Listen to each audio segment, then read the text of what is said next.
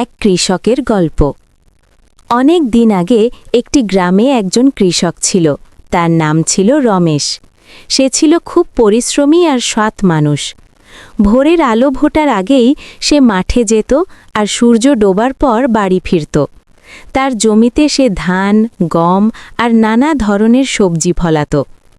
এক বছর গ্রামে ভয়াবহ খরা দেখা দিল। বৃষ্টি না হওয়ায় চারপাশের জমি ফেটে চৌচির হয়ে গেল।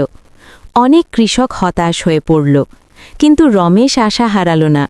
সে নিজের জমিতে ছোট্ট একটি কুয়া খুঁড়ে পানি তোলার ব্যবস্থা করল এবং অল্প অল্প করে ফসল বাঁচানোর চেষ্টা করতে লাগল। তার পরিশ্রম আর ধৈর্যের ফল একদিন মিলল। বর্ষা এলে রমেশের জমিতেই প্রথম সবুজ ফসল গজাল। অন্য কৃষকেরা অবাক হয়ে তার কাছে সাহায্য চাইলে রমেশ নিজের কুয়ার পানি সবার সঙ্গে ভাগ করে নিল।